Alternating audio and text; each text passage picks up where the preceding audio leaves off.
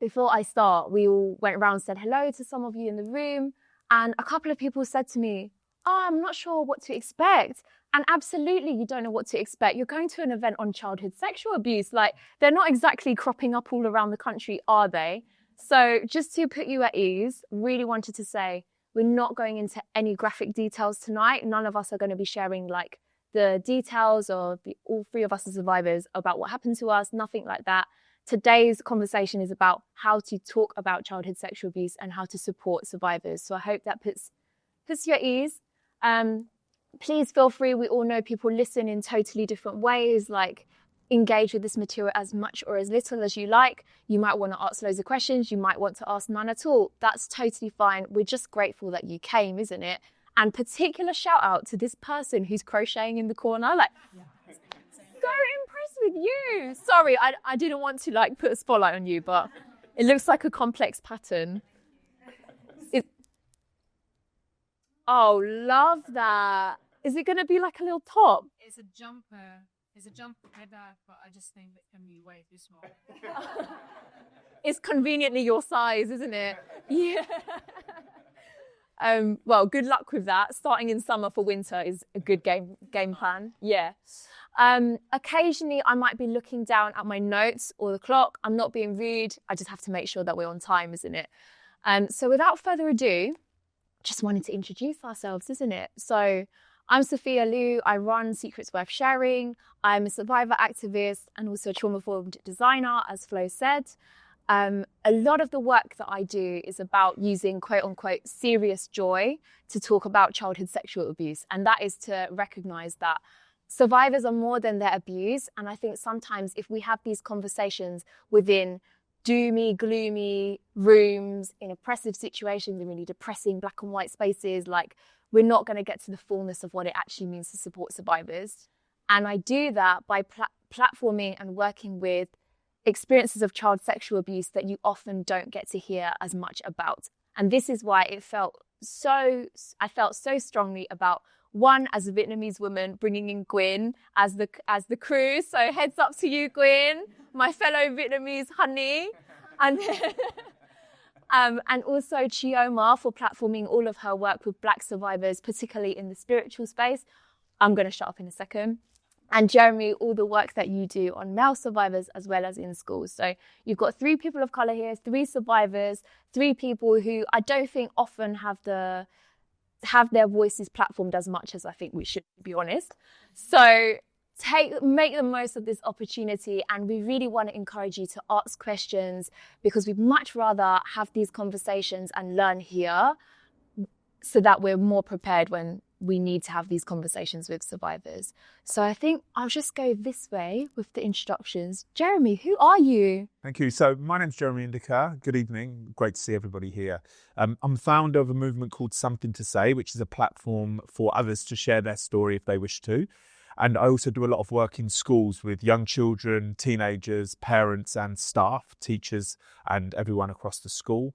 And I do a lot of work online. We're just trying to get this subject onto everybody's table because I believe it's everybody's concern. My name is Chioma Alade. I work with a lot of survivors of sexual abuse within the Afro-Caribbean community, and also very widely in terms of survivors of clergy sexual abuse and all kinds of abuse within kind of Christian environments. It is unfortunately 2 different areas where it's a massive taboo within the church. If you know anything about how churches and a lot of the institutions operate, there's such a massive taboo around sexual abuse that's happened within it. And also in the Afro-Caribbean space, because of ideals around culture and honor, there's just a lot of shame. So I help to educate parents. I also help to educate kind of survivors and advocate for them on their moving forward. And just a lot of interested parties and community groups on really massively around prevention, but around creating safe environments as well. Thank you. One thing I completely forgot to ask, what are your pronouns? Mine are she, her.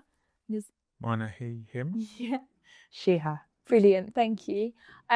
Jeremy is in the podcast of Secrets Worth Sharing called Disclosing Childhood Sexual Abuse, and Chioma's is on Christianity and childhood sexual abuse. So Really would encourage you to check those out. There's QR code at the back of the room if you want to scan and learn more. So some of you will be super aware of the statistics around childhood sexual abuse. I think we'd all agree that they're quite modest statistics compared to the stories that we've actually heard. But the data currently is 1 in 4 people have experienced some form of sexual harm before the age of 16. So when you really do the maths on that, that is a quarter of the people in this room, if not more. So I think one thing we always lean into is the assumption that everyone has had some form of sexual harm when we have these conversations, so we can approach it with more grace and care. And one of the things that I wanted to ask both of you is, why do you think that is such a taboo?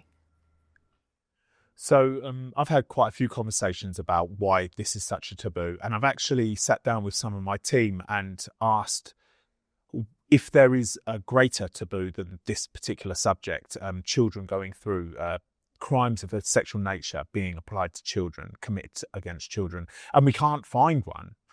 We literally can't find one that in our society that's more taboo than this. And we try to dig deeper on this topic and think, why is that? With the crime that nobody wants to see happen, but nobody wants to talk about it. It's too uncomfortable. It's too sensitive. We don't know if we're saying the right thing or the wrong thing. And I don't know, is it because as in general terms, as a community, as a society, do you think it's because we feel a little bit of guilt that it's happening so freely? Like internally, we feel a little bit of guilt that it's happening to young children. So therefore we shy away from the conversation. Maybe, I'm not sure. Maybe also it's because we don't want to ever associate anything of a sexual nature with a child.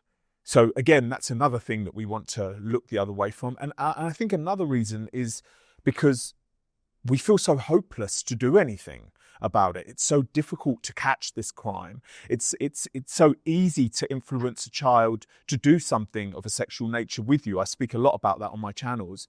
And therefore we feel some kind of, as I mentioned, hopelessness around trying to get this stopped, which is what we need to change. We need to feel more empowered and confident around this topic. But just, I'm also very interested with the 1 in 4 statistic. A lot of people, you wouldn't believe how many people, especially in jobs such as teachers, for example. I speak in a lot of schools, and a lot of teachers are under the impression that this just doesn't happen in their community, or this doesn't happen in their school. Maybe they're at a private school, for example. They think, oh, that kind of crime doesn't happen here. But I think the 1 in 4 statistic it's useful if we think about what falls into that statistic.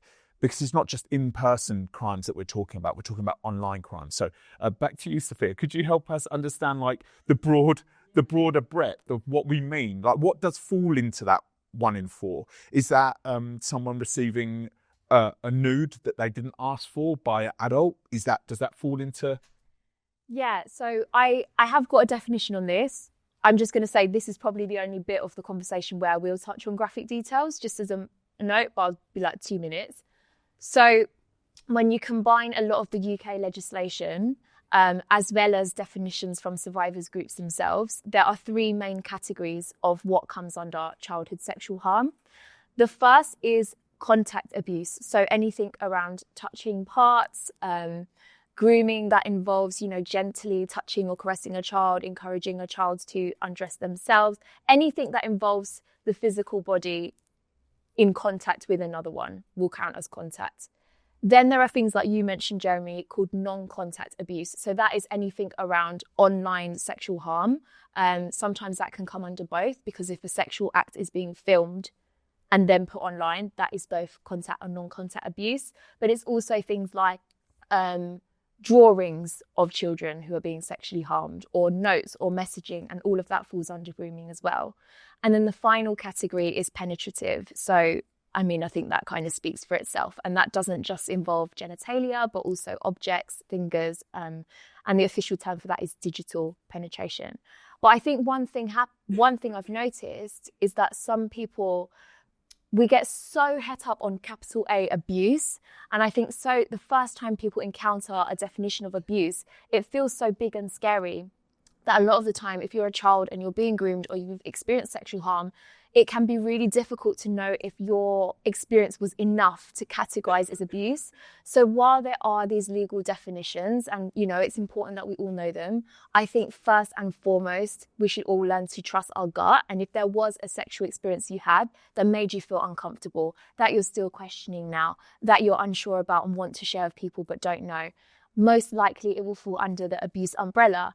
And giving autonomy to ourselves and to each other, only we can define what we went through as abuse, because sometimes abusers might gaslight us or say, oh, well, that's not what I was experiencing. But they can't define what your experience of abuse is. Part of the taboo is there, and people just don't really want to talk about it when it comes to child sexual abuse, because I feel like people have to admit that there are predators amongst them. Yeah. Like as an adult, if I'm looking now statistically, like it's 117 crimes for the average predator in the UK. So if there are predators and if child sexual abuse is really a thing and that's the stat, then I think as adults, we start looking and we don't want to look around, because then we think, I must have met a predator or I know one right now. And I think that's part of it. It's not just the concern around children. I think it's the largeness of the debate. The moment you're a responsible adult, and then you think this is just too much to think about, and then people prefer not to think about it at all. I agree. And then just to add another complication, I don't want us to start. We're starting to get a bit. Again, I use the word hopeless because sometimes that is actually how I feel. But there are statistics out there that a third of all sexual offences are carried out by minors on minors.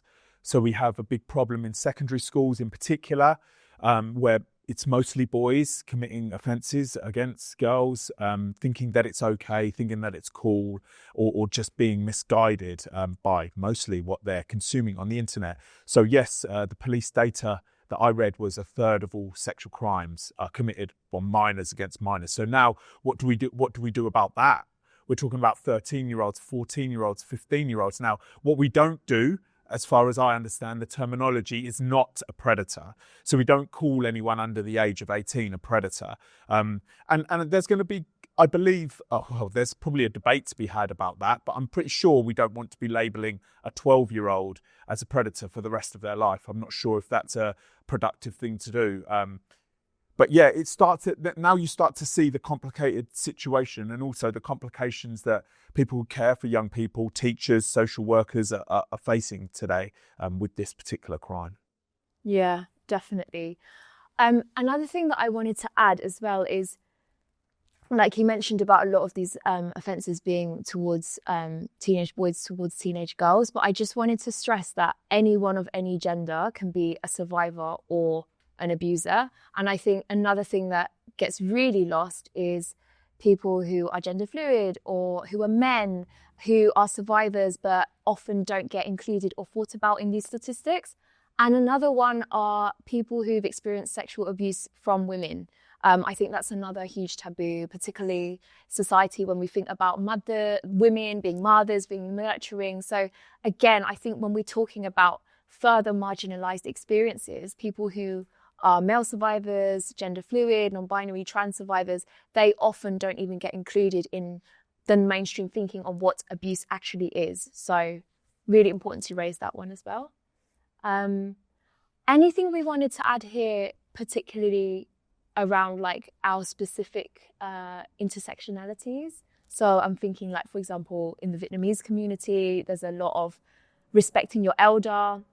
You don't really talk about sex. Like I didn't know the word for sex until literally 2 years ago when I was trying to do this podcast, let alone the word for abuse. So how are you even going to have those conversations if you are from a racialized community when you don't actually have the language and all the other things that come along with that? So are there additional things you can think of that make things a taboo?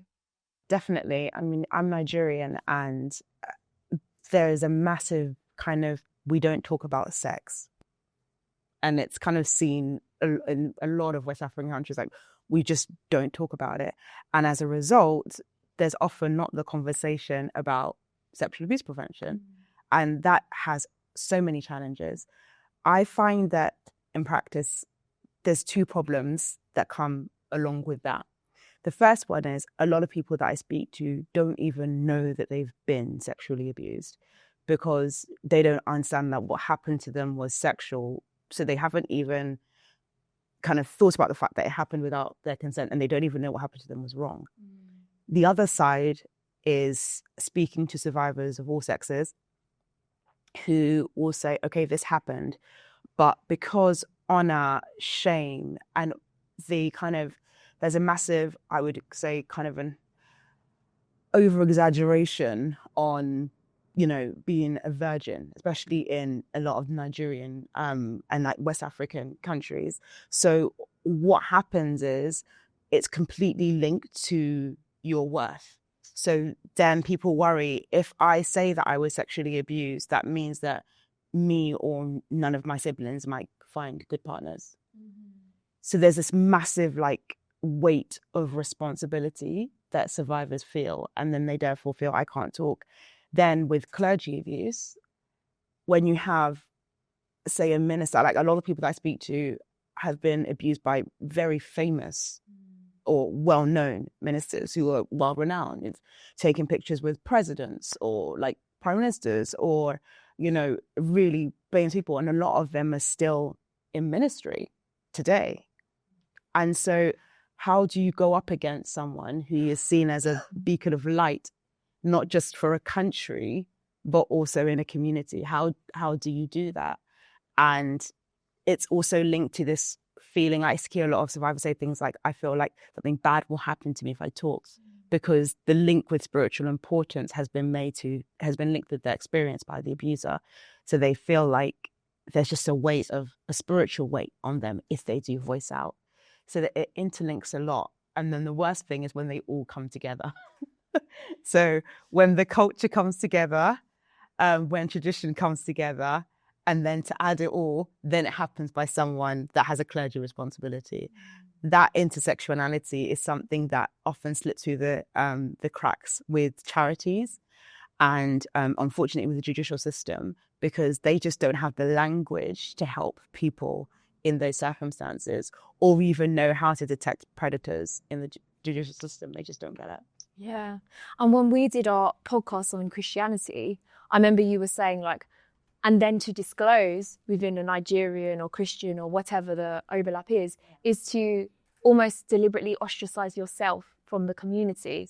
And then to talk about spiritual abuse, the way that forgiveness can often be misinterpreted and placed onto survivors as well. And I thought, check it out. It's very interesting what you said about that. And the difference between forgiveness and reconciliation. Yeah, I think it's very important to really separate the two, especially, for people that might have survived something really hard, or even people that know people that have survived something really hard. This idea that, or just get over it. Loads of survivors hear that, or aren't you over it by now? Or just kind of move on, or just kind of forgive and forget, without us actually thinking about the psychological consequences of what happens to survivors of childhood sexual abuse. It's quite concerning sometimes. One of the things I wanted to talk about is, so officially you call it disclosing when you talk to someone and say, I've experienced childhood sexual abuse, or, oh, this happened to me, it was a bit weird. Do you think, that was the case? It's called making a disclosure. And I think there's so many different ways that people disclose. It starts very early on. It could be with a close friend, or often is a close friend, or maybe even a family member. Sometimes it happens if the abuser got caught in another situation.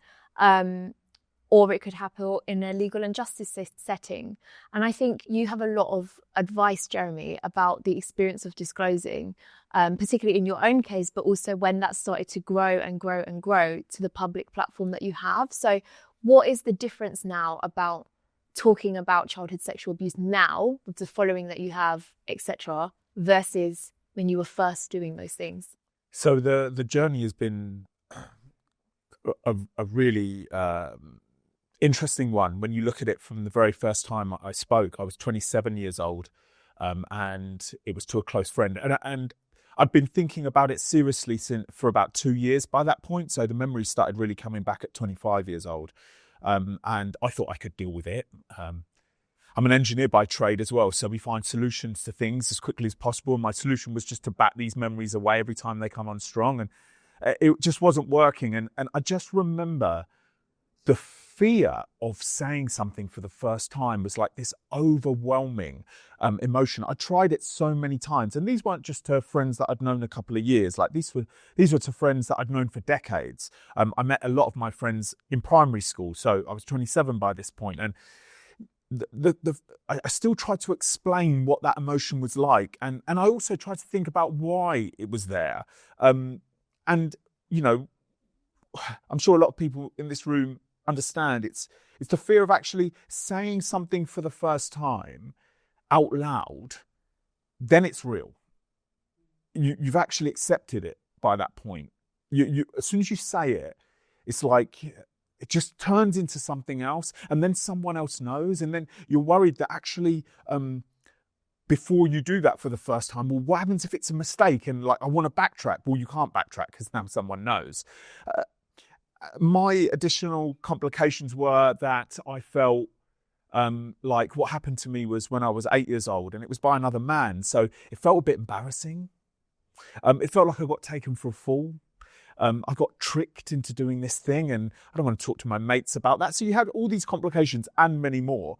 But something that surprised me when I spoke out for the first time was how good I felt afterwards. I literally woke up the next morning and I couldn't believe how good I felt. And I spoke to the friend who was my best friend, Luke, and I said to him, mate, I just feel so good about what I said. And he gave me the perfect response to the disclosure, which I think was a pivotal moment in my life. I feel very fortunate to have somebody give me such a supportive response. Not everybody gets that, and my heart goes out to anybody that doesn't get that. When I speak in schools, I say to these young people, if you don't get the correct response that you're looking for from the first person you tell, don't stop there, right? If it gets downplayed, if nobody helps you continue with what's next, just keep going, I say to them. And I explain this thing about how good I felt afterwards, which gave me confidence to speak again, and then again, and then again, and then again. And 10 years later, we end up with me sitting in this chair, happy to speak about it openly. But yeah, I mean, it's complicated, and I think it would be useful if we could really try to show that to the general public and explain how it's not that easy to speak about something personal to you. One of the analogies that I use is I do this in the teacher training, and it's good because it gives everyone a bit of a laugh, and it's useful to break the tension with something lighthearted. So I ask the audience to think of something that they do that nobody else knows that they find a bit embarrassing. Or a bad habit that they've got that nobody knows about. So I get them all to think about this thing, and I give them an example. I say, a mother that I spoke at last month said that she dropped hair into the spaghetti bolognese she was cooking and still dished it out to the family, I say. So that makes everybody laugh, and it's good because it just cuts the tension. And then once everybody's got their bad habit or thing that they've done recently that's a bit embarrassing or that they're not that proud of, I say to them, now I want everybody to turn to the person next to you and tell them that thing. 3, 2, 1. And you see everybody start panicking and like I'm sure a lot of them are racking their head for something different because their boss is sitting next to them. And I go through that journey with them and I say, how did you feel when I said, and I go 3, 2, 1, stop. I'm not obviously going to make you tell the person next to you. And they're all so relieved. And I say, how did that make you feel? And they're like, oh, I was scared. I was fearful. I was anxious. I was angry at you. How dare you make me go through that? And they created that emotion with the adults sitting in the room. So then I said, well, imagine being 11 years old, needing to come forward. Imagine being 15 years old, needing to come forward. Imagine with something so personal to you. You felt that emotion. And I think we need to continue thinking of new ways of getting the general public to understand the severity of this crime and the impact it can leave on a life. And then it will help us reduce the amount of times we have the response that you mentioned of, it'll be great when you can just put it behind you and move on. And just to finish, we also don't want to assume that this is going to wreck everyone's life. I don't know how productive that is. We also don't want a 15-year-old girl that's been through something for us to say, oh, by the way, your life's going to be messed up now. We don't want that message either. We want to inspire them that they can handle this and they can still manage their life and live a fruitful, joyful life with friends and great careers and pursue what they want to pursue. That's also a message that we need to give to young people. Giving people hope is so important when it comes to conversations about sexual abuse, and also just being really careful because you just don't know, especially with a lot of it in the headlines. We've seen what's been going on with Diddy and Cassie, and I love what she said. She spoke about and kind of put a statement out that she really hopes that it ignites more conversations. That was one of her main reasons for actually coming out publicly about it. And I think oftentimes we think it's very awkward to have the conversation, but even just situations like that are so public, I can't tell you how many people have messaged me or said, thank you so much for kind of sharing what's going on with the Cassie case, whatever. Like, I was at a dinner party and we spoke about it and it led to disclosure, or how many kind of people of all sexes were said to me, oh, actually, I didn't know this happened to my friend or this person or that person.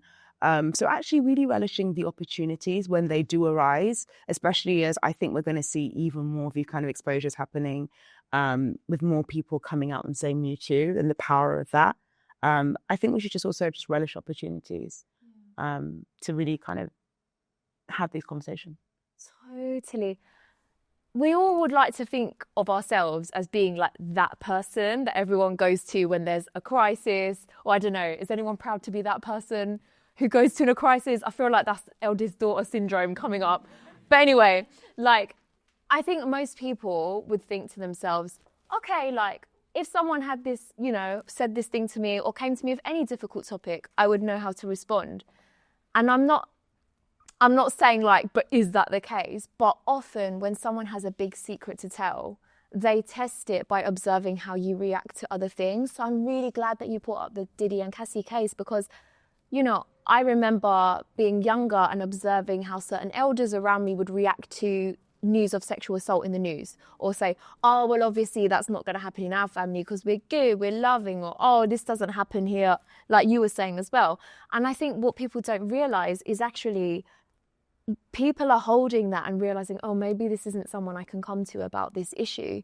And I think I did a podcast with Docs. I swear this isn't like a massive advert for a podcast, but like, I'm just thinking like we've only got an hour, so just direct you to resources, right? But I did a podcast with Dr. Ray O'Neill, who's a gay Irish therapist who only works with gay men in Ireland. And it was really fascinating because he talked about how the similarity between coming out about your sexuality and the similarities between coming out about childhood sexual abuse or any other difficult topic is very similar in that you're consistently observing who are my safe people, who are the people I can talk to about this. And one thing that I have found absolutely game-changing in this arena is a simple film. I do in Brighton a series of film clubs where it's me and a therapist, and we basically screen scenes of childhood sexual abuse, like how it's being reacted to in a film, never the actual abuse happening. And then we just rip it to shreds, and we're like, how could this conversation have gone better? Why was childhood sexual abuse used as a plot point in this movie? Was it even fruitful? Did any of the survivors get support? What could have been done differently? And what's really powerful about that is like, most people watch TV, everyone's flicking through YouTube or TikTok, people are actually consuming media around childhood sexual abuse all the time. We're just not realising it. There's even a scene in Scary Movie, like the first one, where like there's this whole spoof about a teacher abusing a child, like, and nobody even realised it. If I said, do you know that child sex abuse scene in Scary Movie? Everyone's like, what? So using a film or a piece of media or the news as a peppercorn, as a way to start this conversation can be so powerful because it's not saying, okay, I'm putting the spotlight on you. It's directing that conversation to something else and maybe showing that it's an issue that you are thinking about. You're smiling a lot, Jeremy. Do you want to chime in? I just find it funny with that Scary Movie. I didn't notice that either. Yeah. I mean, I was going to say when you watch it again, you'll find out, but it's such a bad movie. I wouldn't recommend it. But yeah, it pops up everywhere. I've got this list on my phone, a cheery list of childhood sexual abuse scenes in movies. And I think I'm up to 200 now. There are so many and people are always recommending. And one of the rare times I've actually seen it done really well is actually EastEnders. Is anyone an EastEnders fan? EastEnders do it really well. Yeah. So thanks, Mum, for introducing me to that important bit of British media. Yeah, it is. And Hollyoaks do it really well. Do they have one as well? Yeah, Hollyoaks have a lot on that, yeah.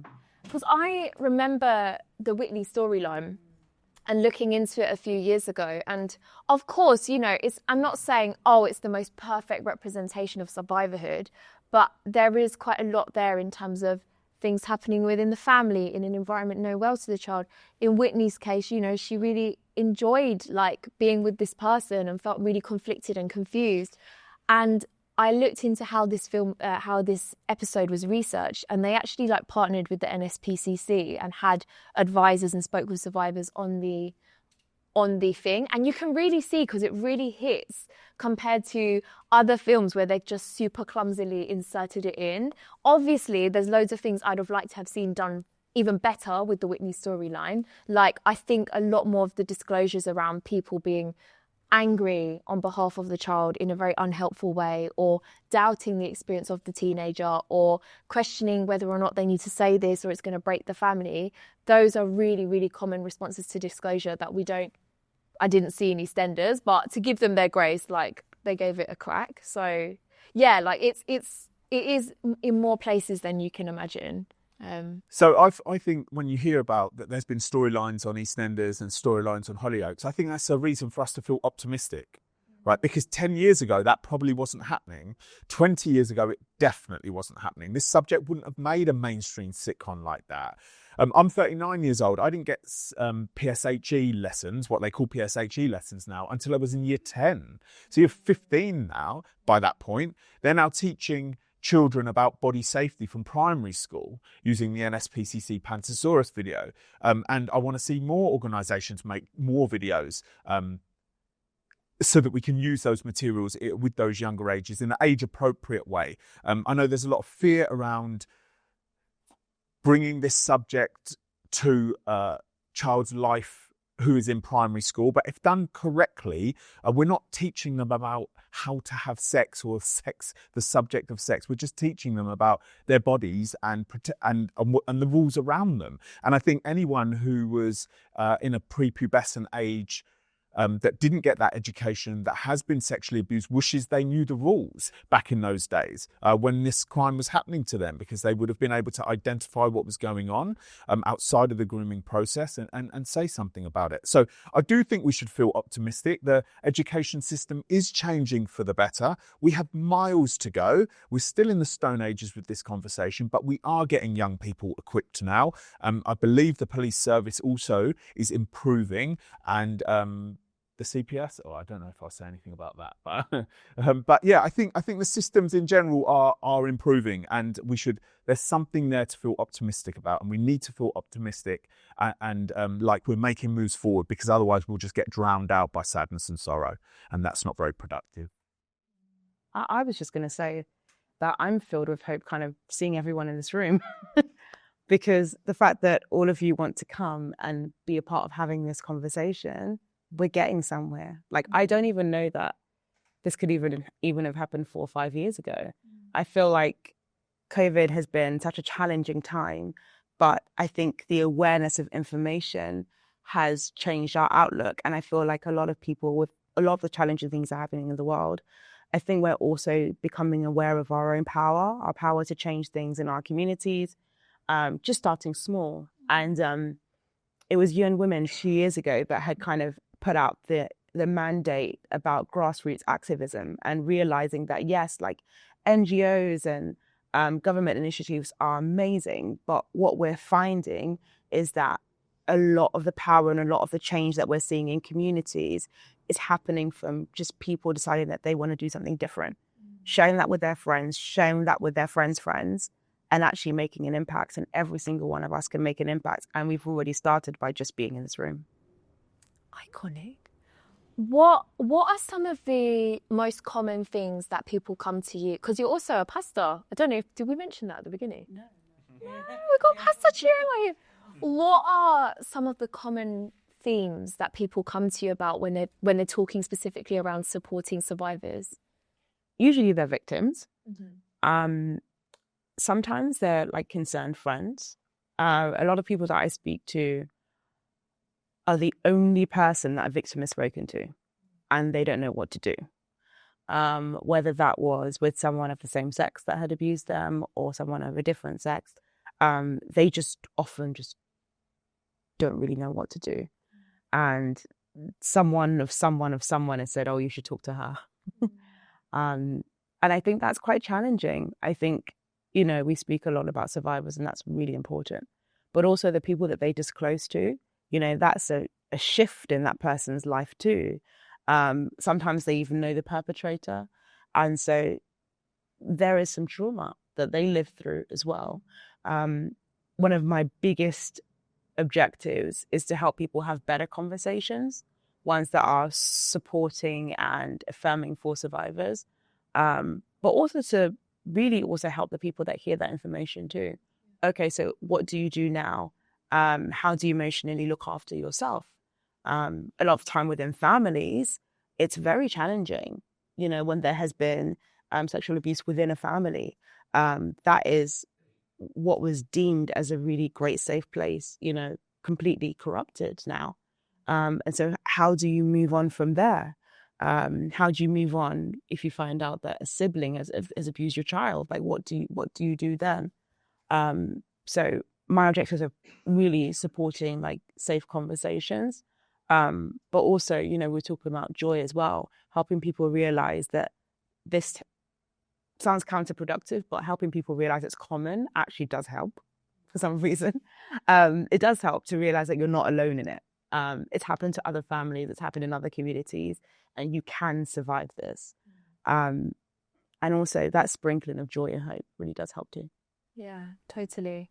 And also about figuring out that, your feelings around this will change over time. They could, you might have some feelings towards the person who abused you, and then they turn to anger, then they turn to confusion, then they turn to sympathy, whatever. And I think it's about creating the environments and networks around that feel safe and flexible as well. One of the most common questions that I get when I do events down in Brighton, if you're ever down by the sea, we'd love to have you, is a lot of the people who are in this room are at the age where they're much closer to being parent age than child age, right? And I'm very aware that we're having a conversation here about childhood sexual abuse without the most important people in the room, right? People always say to me, how do I have this conversation with other children in my life? Like, for example, I'm a godmother, I'm not a parent. And for a really long time, I was thinking, how can I be preaching all of this and not practicing it with my own children, right? And I've always thought, well, the conversations can start with going to parents and trusted adults around that child and thinking about, okay, I would like to have a conversation with your child about X, Y, Z. And you never know, like, if that person is gatekeeping that conversation or is abusing that child themselves, but it's a good way to gauge safety and finding out, there's one of my favorite statistics is we are sexually aware from as young as 2 years old. And that's not meaning we're running around knowing how to have sex from toddler age, not at all. But it means that as young as 2 years old, most people have begun to dip into what pleasure means in their body in a sexual way. It might be like, I don't know, sometimes I saw it with like younger kids in my life, like they're just absentmindedly like rubbing areas of their body and they don't realize what they're doing. But I think as a parent, if you're instantly like touching it, like batting them away and be like, no, don't do that. You're sending a message very early on that one, this is not a topic that you should be talking about, or this pleasure or sensation is something that you shouldn't be exploring. And two, I am not the person for you to talk about that. And these are messages that we are bringing in our children at extremely young ages, and that is only then reinforced by society. So, you know, everyone in this room has the capability to bring up some random film, say that you went to an event today and talk about, oh, by the way, have you ever had a conversation with your kid or the kids in your vice about that? Would you like me to help? How could we do it in like a really gentle way? And remembering it doesn't just have to be one conversation done, because actually that's not very effective. It's about how do you just, as you said, Chioma, like bringing it up little and often, or in a way that just feels a bit more chill, because then people feel that they can trust you in a more safe way, I would say. Yeah. So I think the most common people that either message me or contact me in some way, one of them is parents. So parents are so worried about anything happening to their young people, but they just don't know exactly how to broach the conversation at home, especially with children being hooked to the internet. It is an extremely scary place. My child is still too young to have a phone, still a baby. So, but I know that time will come for me. And I think one of the fears that I will have as a father is that when a child is online, the whole world has access to them. It's like never before. I mean, it's almost like with a child that has a mobile phone, and this is not a judgment on anyone's parenting or decisions around smartphones. That's not the idea of this. That it's just the fact of it, the reality of it is when a child is online, they are then in a world where you're not at.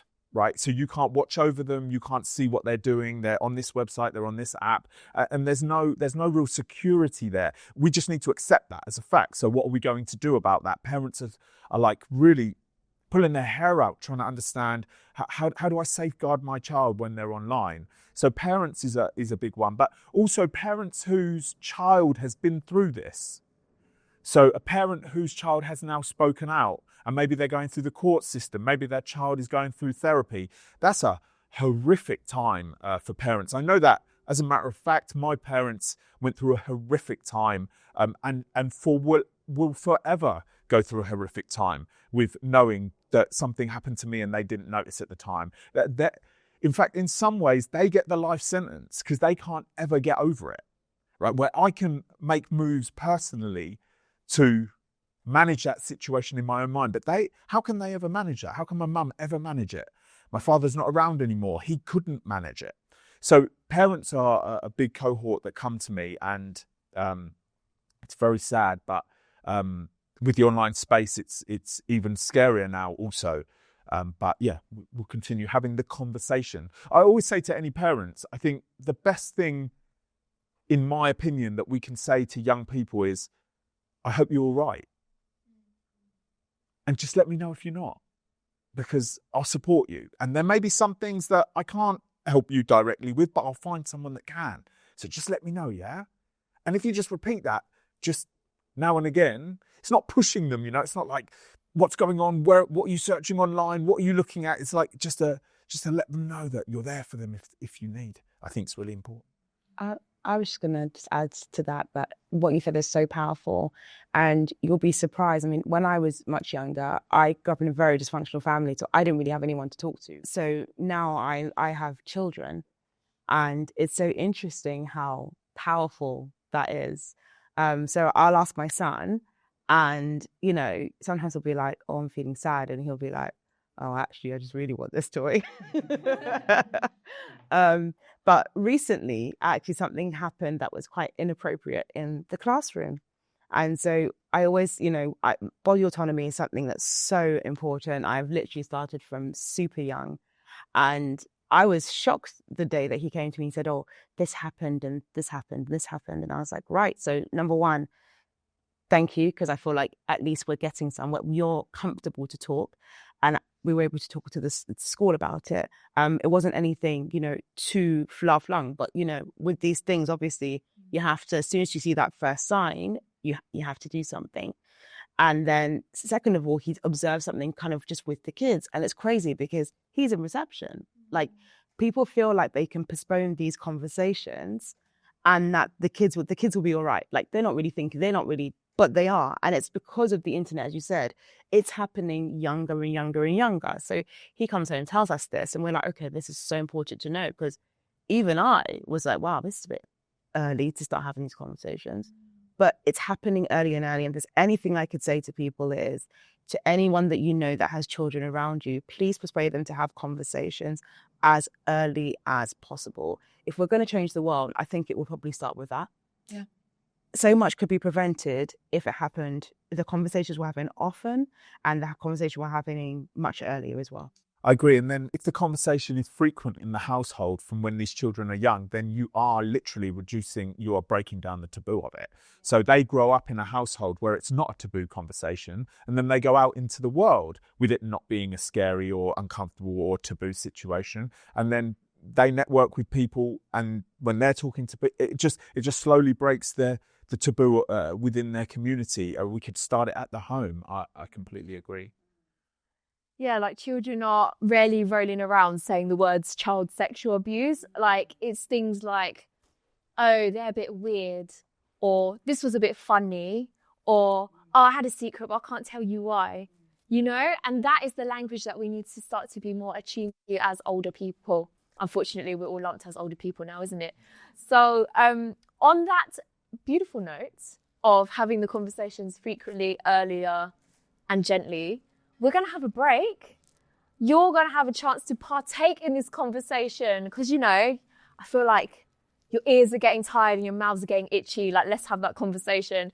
If there's anything you want to ask, there's a taboo, what's it called? Taboo box. Taboo box. To just ask some questions. They can be anonymous. You can put your name down on them. I really encourage you to have that conversation. We've read all of the questions, grouped them into 3 main themes. We're going to talk for 15 minutes, then give you your chance to leave if you want to. But I didn't realise we were going on till 8:30, so we'll just carry on with the questions for half an hour, okay? But I'll let you know when it's been 15 minutes if you need to call your friends. So the 3 main themes were talking about actually surviving childhood sexual abuse. This event is called Surviving Childhood Sexual Abuse, and I know that we have skewed a majority of it on talking about why this is a taboo and how you can actually talk about it and support others. We haven't actually touched on what it means to survive childhood sexual abuse. So do either of you want to tackle that? Okay, so I feel like there are 2 words that we usually use for somebody that has unfortunately endured a crime like this. One of them is survivor, one of them is victim. So surviving this crime comes with its complexities, but I actually often use the word victim because I was actually the victim of a crime. So that's how it was. Factually, that's how it was. And that brings so much complication with just being able to box it up and throw it away or put it to the side. And I went through my life not thinking about it, paying it too much attention. I did put it in that box successfully and managed to bury it deep. But when the memories did come back, it was full of anger, actually. I was angry that I got exploited and angry that I got taken advantage of and angry that young 8-year-old Jeremy was manipulated into something that he should have never been manipulated with. And so that anger was what just made me continue thinking about it, actually, until I could stop thinking about it. And that's when I spoke out for the first time.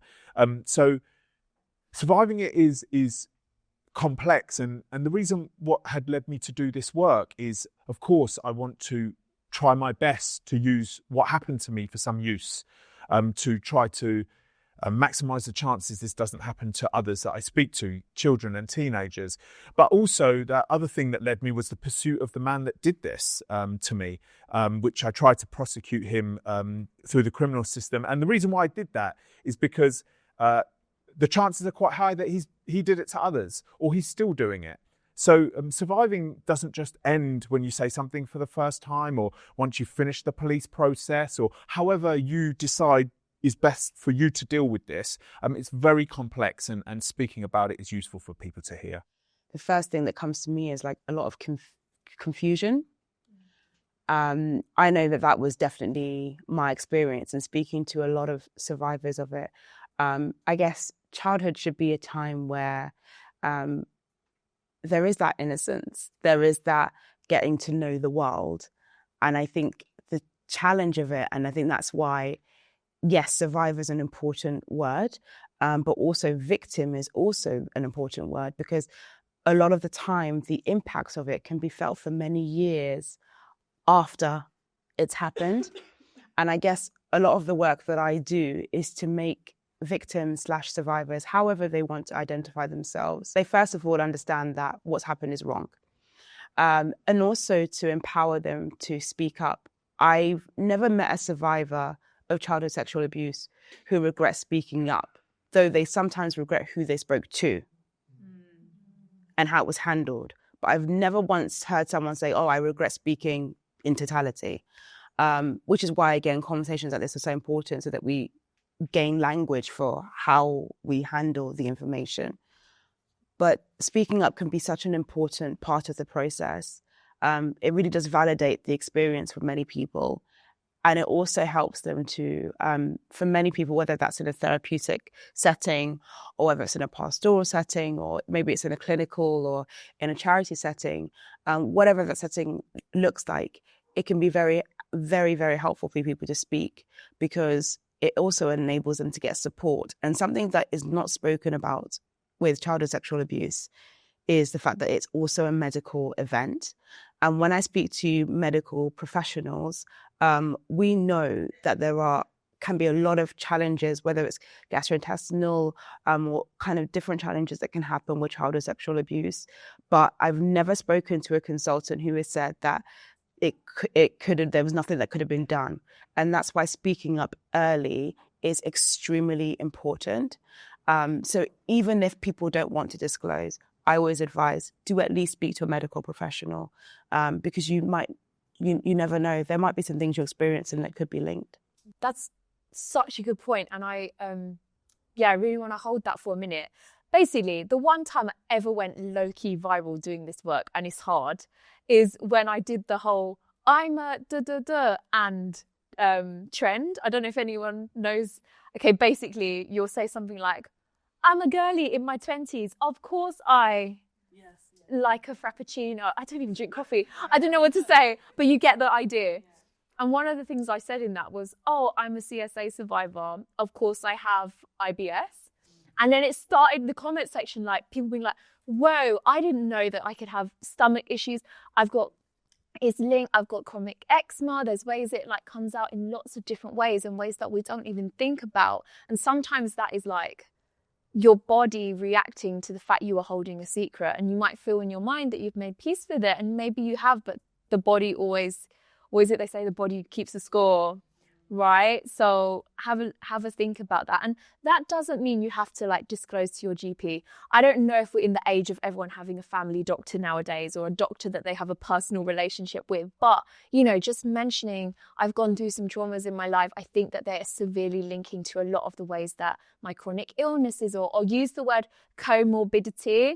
I feel like when you go to the GP room equipped with the medical language, they have to take you seriously. So whack in comorbidity and maybe they get you seen.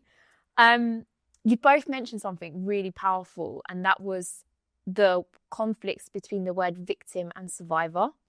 And I think, Jeremy, you've made a really good point, because victim is typically used in the context of a victim of a crime. And some people really, really resonate with that word, but others don't. And some people live in countries where the age of consent is 14. And maybe when they experienced their abuse, they were 15, and it could have been reinterpreted as consent, and they might not see themselves as being victims. Or other people think that victim is a very derogatory word where the person has to be covered up in cotton wool. On the other hand, there's the word survivor, right?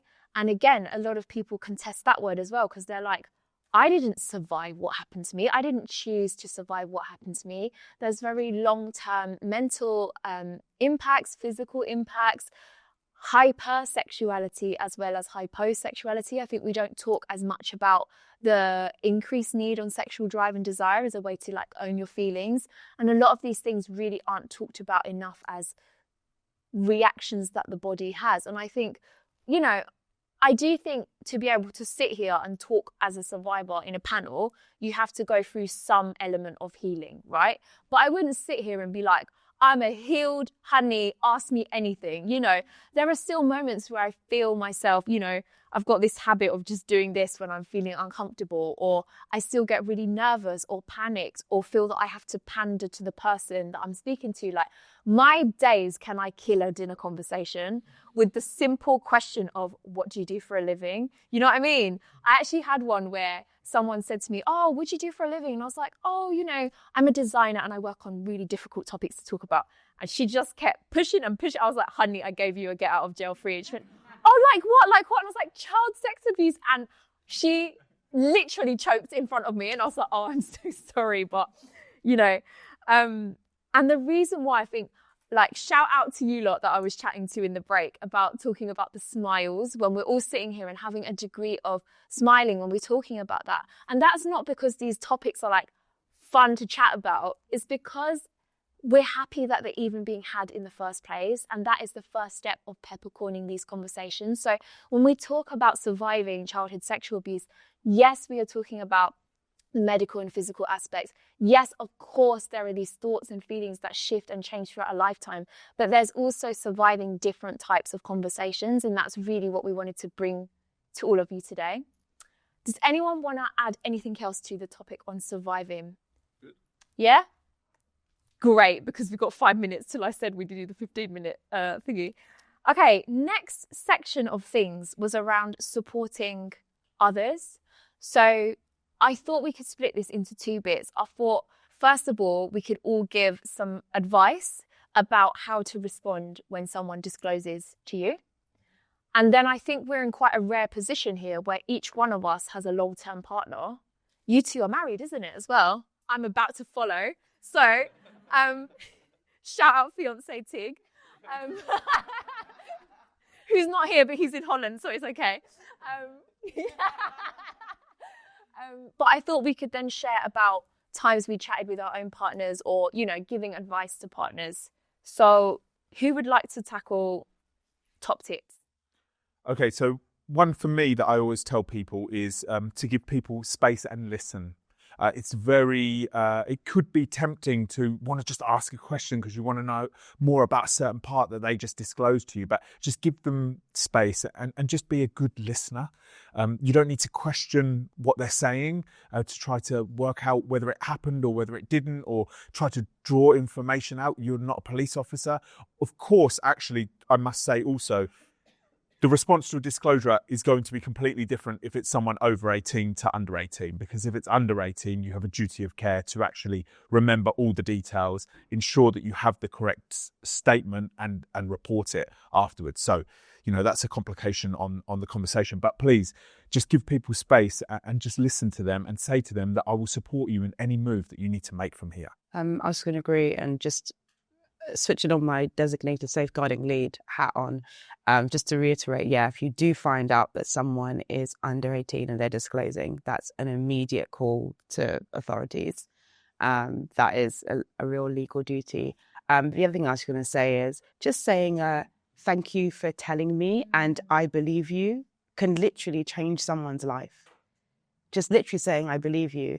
And sometimes when I speak with groups of men, they'll say, oh, but what about false accusations? That comes up a lot. Like, if I just say, I believe you to everyone, then what about if someone's lying? And statistically, like, it's very unlikely that someone is lying, because unfortunately, victims have far more to lose than perpetrators do. And we see that a lot. But literally just saying, I believe you, and just holding space for someone could be the difference between them being thankful for speaking up and being happy about it, or literally regretting speaking up in entirety. That's such a good one. And I really wanted to touch on what you said there, because it's literally less than 0.5% of people who are lying, yet those are the stories that get disproportionately shared in the media. And I really want everyone to sit with that as well, because I think so often, like, this has been disproportionate so much that we all three get that question all the time. What if the person is lying, this, that, and the other? what if the person's telling the truth? Back to what we said about the beginning, meeting people with the assumption that we've all experienced some form of harm. And also just on what Chioma said, so I remember being in a situation where I was a child and I made a fake email. I called myself Chloe and I emailed a charity, and the first thing they said was, if you tell us anything, we're going to report to the police for you. And then I just logged off and never spoke to them again. And I think one thing when we're talking about under 18s is that is terrifying, particularly if you're from a community where the police or the legal and justice system hasn't been kind to you. And then straight away, it's like, we're going to tell them straight away. I just wanted to share that there are alternative methods to making anonymous reports. If the person is under 18, you can go via anonymous report sites. They're all on the Secrets Worth Sharing resources page. And I just gently offer that as an alternative, because it can really be quite scary as a child to go from telling no one to then feeling like you're being dragged through the legal and justice system. And that can be a gradual or anonymous process if you want it to be. I think one thing that came up a lot in the break, and something all three of us have independently talked about, is the onus that it takes on the person who've experienced the harm to have to educate everyone else about their healing.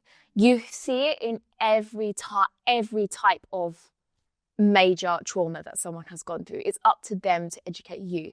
I think one thing that is really powerful is taking ownership of some of those decisions collectively, right? So saying something like, thank you so much for telling me, I believe you, like all of those things. But also saying, hey, like, I can imagine this was really hard for you to tell me. I don't want it to be just that we've had this conversation once, that we'll never talk about it again and I'll never bring it up again. Is it okay if I bring this up with you every now and then? And that doesn't mean every time I see you from now on, we're talking about what you went through as a child, but I want you to know that that door is always open. So offering the chance that you can take ownership. If you're not someone that likes talking about emotions, there's many of them in this life. How can you be that person's distraction? How can you keep notes or emails of their accounts when they were when they were writing down what they went through? How could you help them find resources? There's so many other ways to practice care and allyship that don't just involve talking about it as well. Anything else to add? I was just going to add something really quickly. I have to add, and that is on the topic of immigration. Because I find that a lot of survivors, where their immigration status is not definite, are so worried about speaking out because they feel like their whole families might get shipped back to where they come from. And I use the word shipped, not derogatory, but that's because that's the language that I often hear. And I just want to let you know that there have been a lot of amendments in the law, which now do really affect and like kind of really do protect survivors. So if someone is worried about that, just share the legalities with them, and also just make sure there are also organisations that do help survivors that don't have a definite immigration status. So there's been a lot of work on that area. I just wanted to just share that quickly. So partners, how do you want to navigate that? Well, mine was unavoidable because I was online, and I met my wife on a dating app, and because I didn't want to take selfies because that just felt weird, I used the pictures from my Instagram, and she messaged me saying, "Oh, why do you look so serious in all of your pictures?" And so I said, because I do this work, and then I gave her my Instagram handle, and then obviously all my work was on there. So that was unavoidable. But she's a psychiatrist, so she had an insight into this type of crime anyway. And there is a statistic that she was working at the Priory, which is in Chelmsford. It's an addiction unit, and apparently something like 90% of the people that are in there, it's all from childhood neglect or abusive experiences. So she was already well on understanding of these types of things. So she already kind of knew. I didn't need to break it to her. So date a professional. That's your advice for me. Yeah. It's easier, isn't it? Rather than trying to work out when you're going to tell them. They just already know and they understand. I feel like I'm feeling a bit of a trend of marrying people that kind of help people. My husband's a teacher. But I think ours was a bit more challenging because I disclosed years into being married, and we'd known each other since we were kids. And then he realized that he knew a lot of my abusers. So that was a very challenging situation. He loves me very much. And at one point, I'm not going to lie, I was very worried for him because I was like, if he goes to jail, this is not going to be good. Because he was literally threatening my husband. But I think one of the things that he really did that was so helpful for me was that he believed me immediately. Like, he never, despite having a relationship and knowing them, as soon as I told him, he instantly believed. And it did take him some time to really, because I imagine when you find out, well, statistically, a lot of people will find out that people that were abused around them were also abused by people that they know. So he definitely went through a process himself. But I think him believing me and never doubting me made a massive difference. He was kind of very open to hearing, but not also probing too much until I was really ready to divulge information, and just kind of being an open ear. And so if anyone's ever in that position, I remember finding that very helpful. Can I ask you why you decided to tell him at the time that you did? That's a very good question. So I would say, it was kind of a massive can of worms because I had never divulged to anybody at all. What happened was I found out that the person that had abused me had abused somebody else. And that's kind of when it all just went. So obviously at that point, I raised the alarm. So I because that person has a position of authority and had access to a lot of very vulnerable people. So police, literally. And I think at that point, initially, I didn't actually get to be a victim because of the position that I held in church. In the church I was at the time, I stepped in first as a minister. And it, unfortunately, in a case like that, a lot of victims are not believed. But because I was also a victim, and I hate to use the word credible because credibility is used to describe victims and it's so wrong. But people thought I was credible, which allowed them to believe everybody else. And that is a problem that I find a lot, where people decide who's credible and who's not credible. And so I had people at the time calling me like, these people are all lying, these people are lying. I'm like, no, they're not, because it happened to me. And it's like, what? So that was happening over and over and over again. And then it wasn't actually till much later when that died down that I got to have my own experience and actually, get the help that I needed and really talk through it. But my experience is quite peculiar because I didn't disclose for myself initially. I disclosed because I realized that the person that had abused me was still a danger. And that is so much to hold as well, of being the credible one as well. I had thought that what happened to me was an isolated experience. But having spoken to a lot of victims of the same perpetrator, every single one of us did. Yeah. It's probably a good time to mention as well that people who sexually abuse children typically have on average 10 people that they abuse.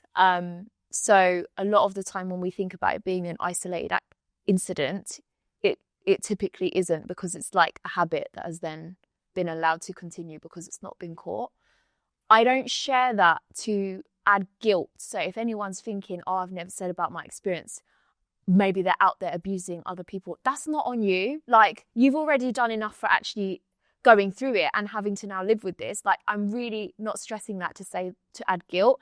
I'm saying that so that we understand the reality and the statistics of this situation. And also, just on that, we've talked a lot about speaking out and how what great what empowerment it can bring to your life. For anybody that doesn't speak out, my advice never is you should speak out and you should speak out now. It's like, do you? Like, if that's something you feel like is going to add something for you or something you need to do, then great. But it's not like everyone should speak out and that should be like a blanket piece of advice. Some people it will be the correct thing for them to go throughout their whole life never really saying anything about it and just working their family, working their job, whatever they decide to pursue. And that may be the correct decision for them. So that's also important, because we've talked a lot about speaking out's great, but for those that don't want to, that's also a decision by them. Totally. You know what? Yeah, I would actually say that some of the worst experience I've had around this topic have been around talking about the abuse as opposed to the abuse itself.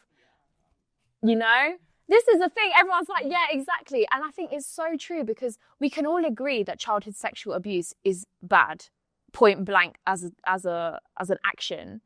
But the fact that the talking about it is the very worst bit, like, that's exactly why we're sitting here. And so just to like retweet what Jeremy said, like, there are so many situations where actually it can be unsafe in this present moment in time to share and disclose. And that's why we're trying to produce communities around it for other like-minded people. Okay, bit of partner advice from me. Don't worry, we've got 5 minutes. I thought it'd be helpful to share 2 experiences, actually. So one before I was like a public survivor, and then afterwards. So my ex is like my best friend, shout out him. Like, he was one of the first people to ever know about my abuse, and very similar to you, Chioma, knew the person who was abusing me, and was put in a very difficult position where he had to be around that person at family events and pretend like everything was okay, and very much was taking my lead on like, please, I'm not ready for this to come out in the open yet, like, can you just like buy his Secret Santa present? Do you know what I mean? And those actions of care and allyship have been life-changing, and he will forever be the main person that I talk to about this topic, because he was there before and during and after I came out about this. After we broke up, he continued to show up for me. Like, he showed up for me in ways that culturally really helped, like translating my experience into Vietnamese, etc. And my fiance really accepts and respects that. And I think that's really rare to have built that kind of like trio in support. The reason I decided to tell him at the time was because we were just getting to know each other. You know how it is when you're into someone. And then we started talking about family and family love and family care. And I just mentioned, there's this one person I find really difficult to care for and be around. And it just kind of came out because I felt like he was a trusted person. And yeah, again, like, just believed me, bought the Secret Santa present, like, just showed up in ways that I really needed without realizing, in an action-based way. And this is why I speak so much about, you don't have to know how to chat about feelings. I mean, he could do them all, but you know what I mean? And then the second time I disclosed to a partner was with my fiance. And at this point, I was very much going through a court case. By the way, someone has asked a question about the court case. We're going to follow up with that by email, if that's okay, because I think it's a bit techie and it's better to have it in writing. But yeah, I was going through a court case and told him about it because it was very much a present thing in my life. But one thing I really didn't expect, and this is where I'm like, I know I'm very aware my mother's in the room, but when we were talking about intimacy, I found it very, all of a sudden, I was having reactions in intimate moments that I was... Sorry.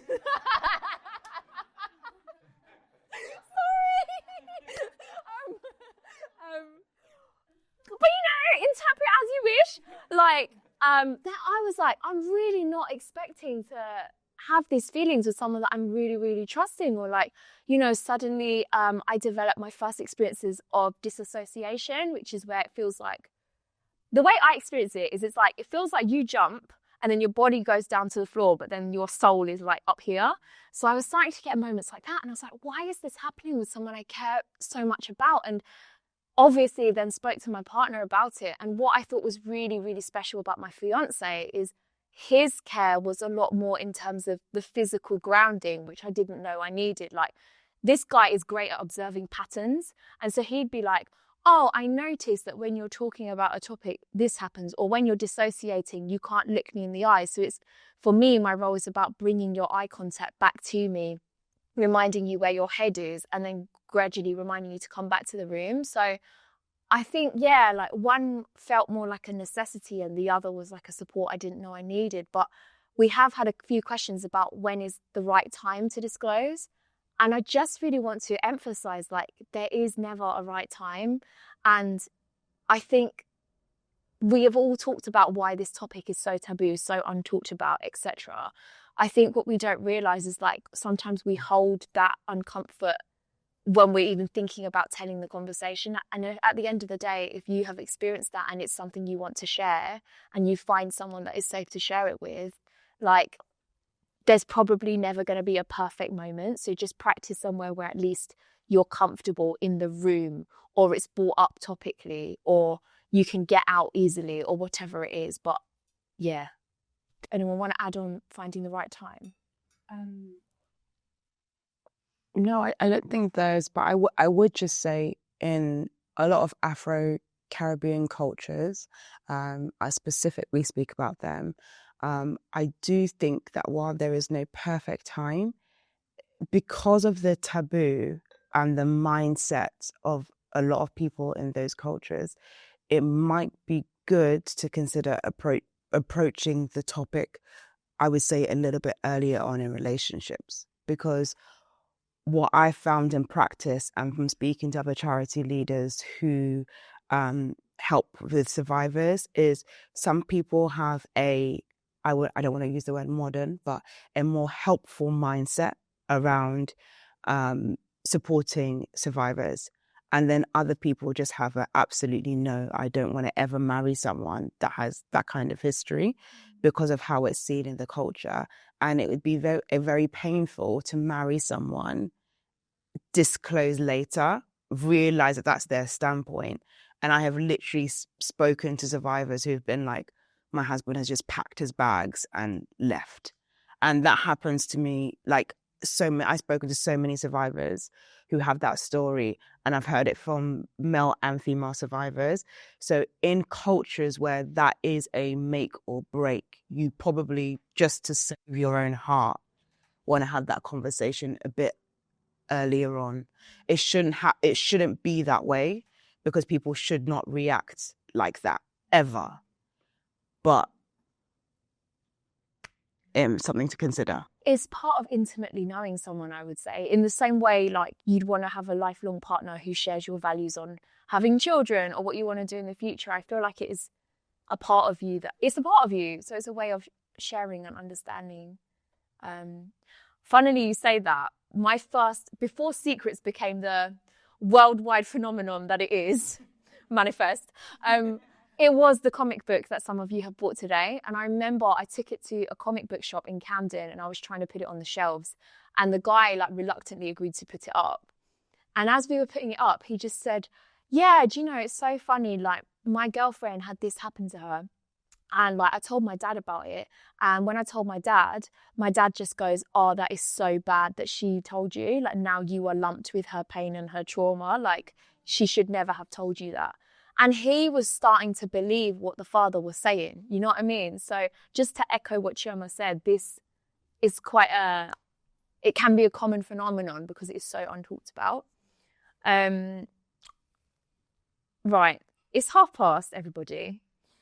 The final set of questions, just for interest, was around evidence, around CSA, court cases, and trauma-informed training. I promise I'm going to follow those up in writing after the event. So if anyone is particularly interested about that, we will follow that up in the follow-up email, okay? But unfortunately, we've been yabbity-yabbiting and we're going to get kicked out in half an hour. And we want you to have a chance to talk with each other, right? Or even just to take something away from this and talk to somebody else and share, like, the experience that you've gone through or the conversation you've had, because you've no idea what doors it's going to open up. So to end, Chioma, do you have anything around your work or a piece of advice that you want to spotlight? Any projects coming up or anything like that? I'm in the middle of building an organization that really focuses on prevention. But I do want to leave a thought, and that is that even if you've spoken to someone and it didn't go so well, or maybe someone has used, like, family or culture or even religion or any spiritual belief of any kind or even gender ideology to make you feel like your experience is not valid and wasn't real. I just want to remind you all that you can believe yourself about what happened to you, and you can believe yourself when you realize that what happened to you as an abuse survivor was wrong. And if I could encourage anyone in any way, it would be that. And to make sure that if someone does disclose to you, that you really affirm them in believing that that's true for them, because it's so much more than realizing that someone is a victim. It's allowing someone to realize that they have the ability to discern what's right and what's wrong for them. And it really shapes the rest of your life to understand that you can trust yourself. Yeah. That is beautiful. Retweet whoever said that. Jeremy? Thank you all for coming. It's not easy to come to an event that's titled like this. It can feel uncomfortable. You may have thought, maybe I'll just go home today. So it's great that everybody's here, a room full of people, and I truly believe we can do this. Like, we can honestly make a change. I really believe it's our generation that can do that. We've got the perfect setup, especially with social media and the opportunities that we have. And the reason why it's important for us to do this is because the children and teenagers of today are relying on us adults to do this. They are not capable, they're young people, to sort this situation out themselves. It's up to us. It's our responsibility to sort this out for today's generation. So let's do that. So thank you. Any project you want to highlight? Please come and check out my work. So my mission is to get this subject onto everybody's table. I'm doing it in different ways. I run a podcast, I speak in schools. I'm often posting more new things that I'm doing, new ideas that I've got. Today I posted a recording of a session that I delivered to Year 8 students, so they're 13 years old, and I put in some new techniques there. So just come and get involved. I'm opening different discussions on my platforms, and I believe we're going to do some serious good in the next couple of decades. Right, project-wise, I'm working on the Museum of Difficult Topics. It's a pop-up exhibition about difficult topics, that's what it says on the tin. But it's basically the ultimate Trojan horse into childhood sexual abuse. So you go in and you're like, oh, what is a difficult topic? Why is it difficult to talk about? And then the next bit is like, boom, education on child sex abuse. I really, really need venue support to get this happening. So if anyone knows of any festivals, venues next year who are looking for a program, like, I've got the pitch ready to go. I've got the team ready to go. I just need the venue. So if anyone knows, please do come up to me with that. And then, final bit of advice, kind of inspired by both of you, but there is no such thing as a perfect survivor. And I think so often in the media, we are seeing very particular type of person, often a young white girl who is like the epitome of survivor and has gone through the horrible things and isn't angry and isn't, doing any other bad things in their life. And I just really want to remind you that, like, survivorhood is not something that is like a badge that we all own to, like, say that we deserve it or whatever. Like, it can be an experience that we've had that shaped our lives, and those can be for the better or worse. Like, there's no such thing as a good survivor. So please do tell people about this event, mention films, check out Jeremy's work, find funders for Chioma's organisation, come to me about festivals, and just remember, for so many people, the experience of abuse was one that they were told to keep a secret, and these are secrets worth sharing. Thank you for coming.